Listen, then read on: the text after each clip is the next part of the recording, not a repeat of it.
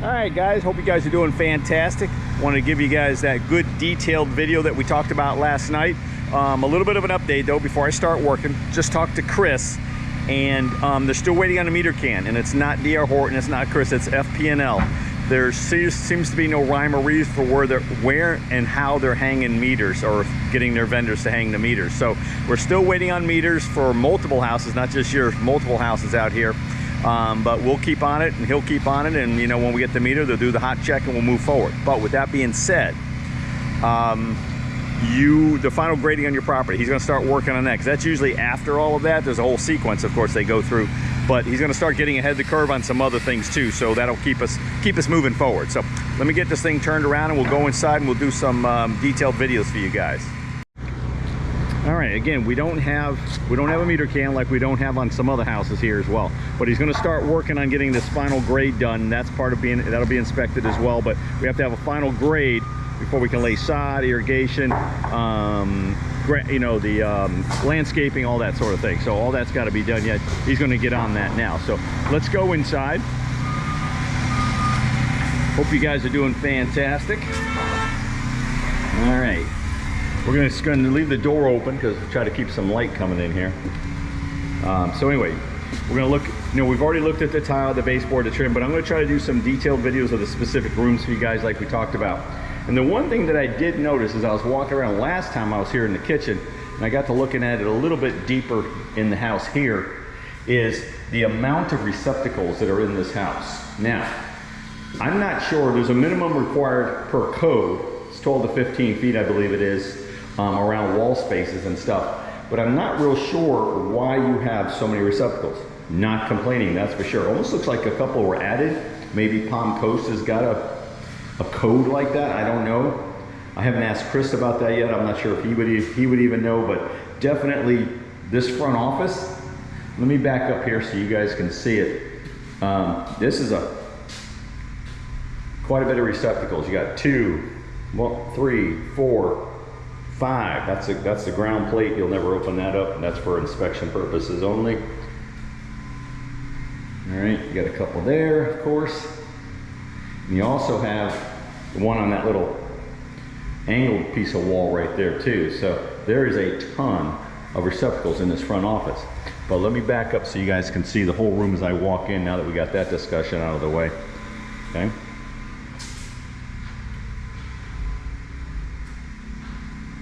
I'll stand here in the middle and do a 360.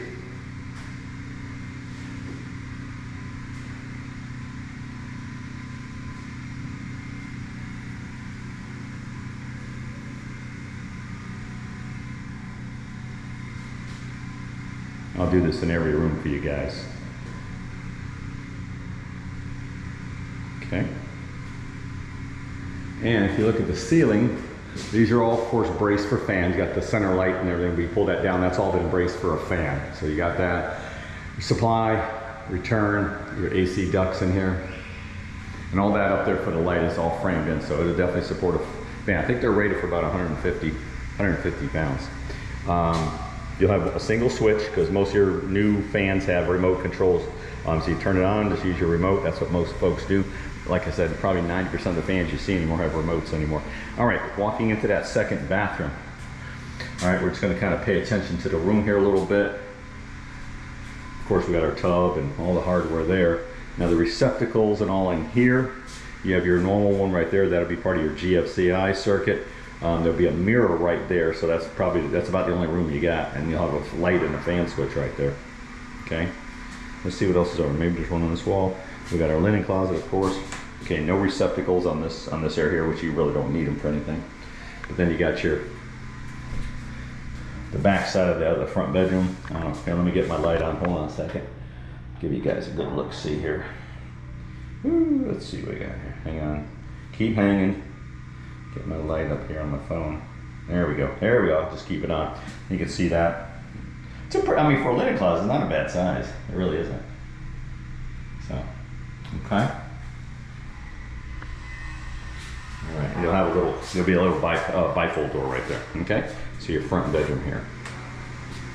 And of course, we got our the quartz countertop and the sink and all. Okay. These are all Moen, I believe these are Moen fixtures, okay? All right, then you have your light switch there for the light that's here, plus your return, part of your return system, part of the air conditioning. All right, sorry, receptacle down there, in case you need that. Then as you walk into this front room, or excuse me, front room, the second bedroom front room, you got a receptacle there, okay? And another load of receptacles, okay? You see all the 5 1/4 inch baseboard, the receptacle there. And you'll see that there's some sheetrock work and some mud work that needs to be done. So all that'll be, when the guys come in and punch the house, all that'll be taken care of. And then whatever they miss or they didn't get or whatever on our first walk, we'll tag all of that. And that last week will be spent punching the house. And of course your standard reach-in closet. So let me go ahead and do a 360 in this room as well. All right.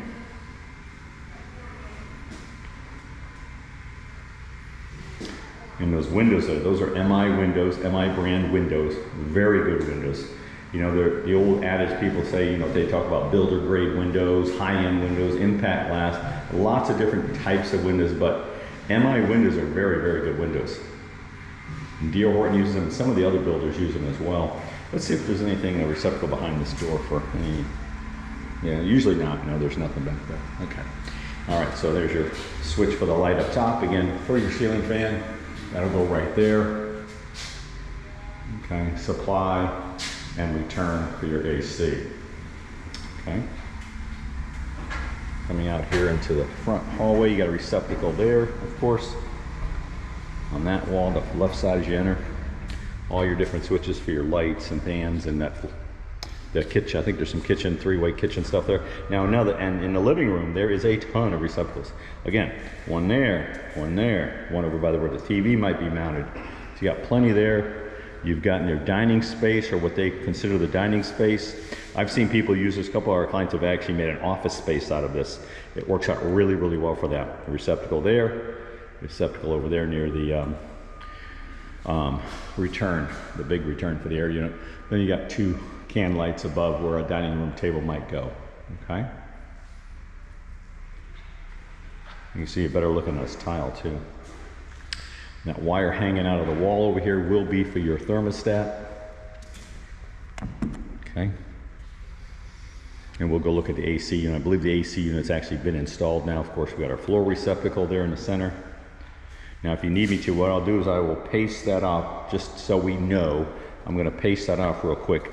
So, standing from with my back against the counter, I'll say my butt's up against your counter. We're gonna go 1, 2, 3, 4, 5. It's 6 feet. That receptacle is 6 feet from the counter edge. Let me back up a little bit here. Okay, 6 feet from, let me put my phone back down. 6 feet from the edge of the counter to the floor receptacle, okay? And then from this side, from here to the wall is 1, 2, 3, 6, 7, 8, 9, 10, 11, 12, 13 feet. My feet with shoes on, they're almost exactly 12 inches. So that's 13 feet from the floor receptacle to the wall that I'm standing near now, okay? So that's kind of your dimensions there if you need those, okay? So let's continue our little trek. We got our receptacles over there, we got a receptacle here, switches of course for lighting and whatnot. On each side of your counter you're gonna have a receptacle, or each side of the island you're gonna have a receptacle, okay? And we talked about all those receptacles. Your kitchen, you're loaded, 2, 1, plus your, of course, your fridge, your microwave above. Plenty of power, okay? Then there's also a receptacle underneath where your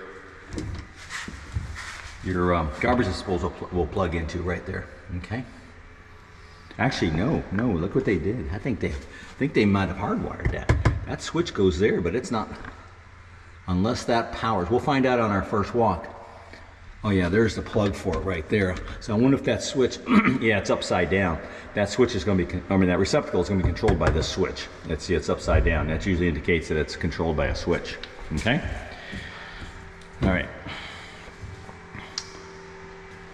Of course, we got our inbound water for our fridge, switches and all for lighting and whatnot. Coming into your laundry space, let me get out my flashlight again. Coming into the laundry space, you got your, of course, you got your 50 amp. Or excuse me, well, it's a 4-wire, so 4 wire is usually a 50 amp, but usually you only need a 30 amp for a dryer. So anyway, we got that. We got a 110 for our washer right there, and another receptacle. You usually don't find one right there, so that's cool. We got an extra one there. Of course, switch for the light, and your air handler is installed right there. Okay. Gee, hope you. All right. And of course, here in the dinette, the cafe, we got a receptacle. Oh my gosh, you got plenty. So let me do a little turn around here. You guys got to kind of feel for the space.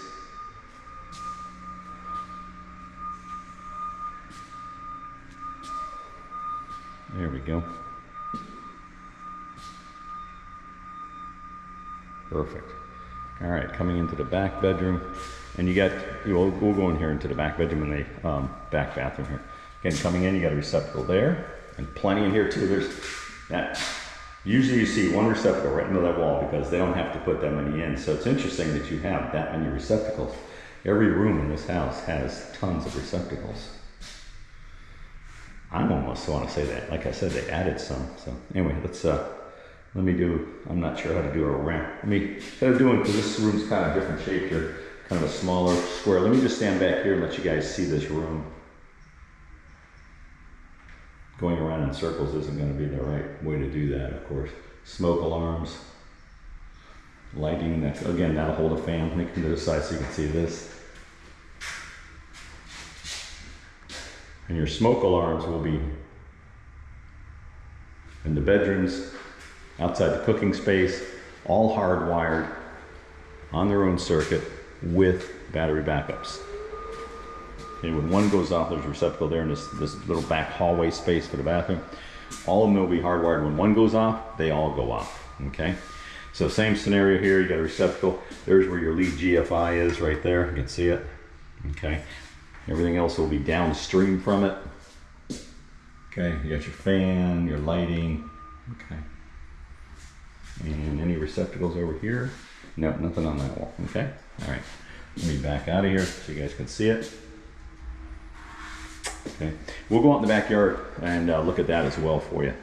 All right, that's the switch for the light in this little hallway, and then of course the one on the back porch. So, and the one on the back porch, as you know, is braced for a fan. So is the one here in the living room. Actually, that one over there, braced for a fan. There's your receptacle. There's another smoke detector. Receptacle. Switches, of course. Yeah, you have no shortage of power in this house. That is for dang sure. It'll be 200 amps. If I went out and found the breaker, it'd be a 200 amp breaker out there. Going into the master. Again, receptacle. Wow, there's 3 on that wall in your masters. 1, 2, 3. 1 over there on that wall. And you got one there to the right of the window, left of that window. And then there's one to the right. Is there one hidden behind these doors? Yep. So you have 2 on this wall. So, you know, bed lighting, things like that. And of course, one over there by the door, to the left of the door. See. Let me give you guys a little 360 in here.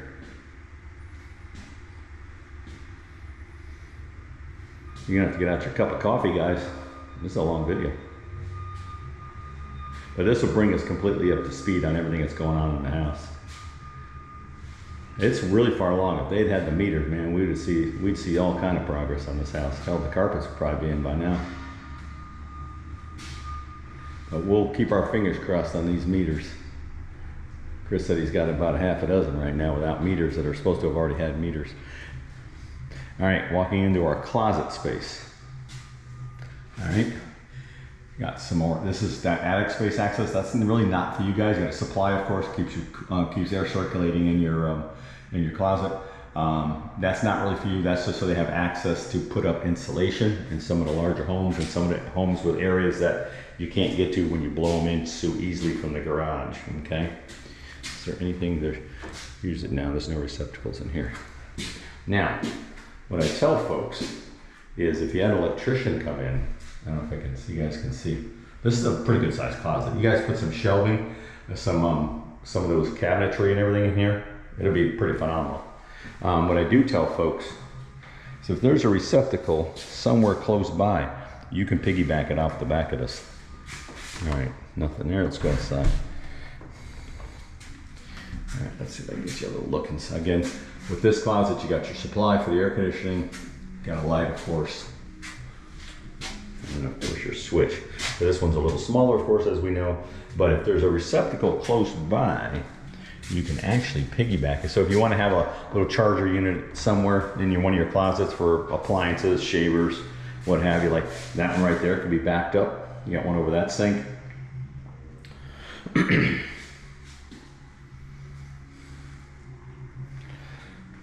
And of course we got one here to the right of this sink. Our cabinets and countertop.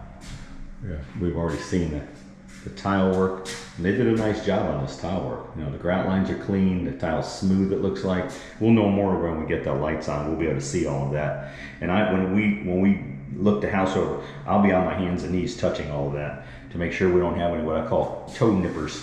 Okay? Toe nippers. Let's see what we got here in the toilet. You don't usually find receptacles in here, but you don't. Sometimes you do, once in a while. Okay, so that's the bathroom here, the master bath. Hope that helps you there. Come out here. All right, I think that takes care. Let's go out in the garage and I'll show you that real quick. Then I'll go out in the backyard under another video. This one's already looking like it's about 18 or so minutes long, or gonna be. Okay, let's go out here. Door's locked. All right, those are solid core doors because they're entry doors. All right, coming out into the garage. Of course, we know we got our door openers for each one, plus a receptacle up there that they'll plug into. All right, got a receptacle there on the back wall. Another one over there to the left. GFCI, and that controls your garage GFCIs. One over by your sink. Then of course your switches and your door openers and whatnot.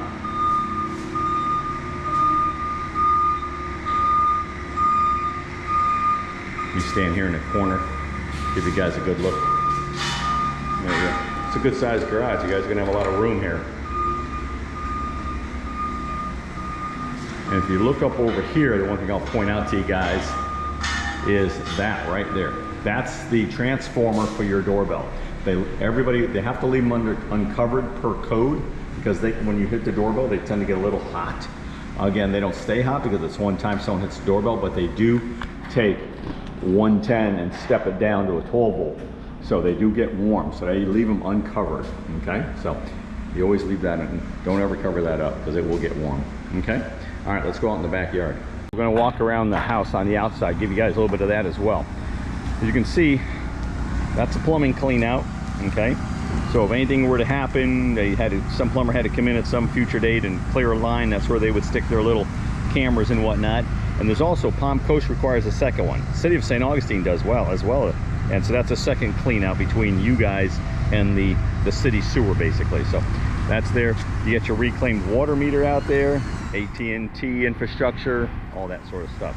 All right, on your front porch, you have an outdoor receptacle. Okay, that's going to be that's a GFCI, so everything on the outside will be GFCI protected. So let's walk around the outside of the house here. All right, you can see we're missing our meter can, right? We have what they call a tug receptacle. That's going to be on its own breaker. When they first build a house, they bring up a line from underground utilities and they put a receptacle in, they call it a tug. That way they can work on the house, have power while they're working on the house. And that will be, let me get this thing open here.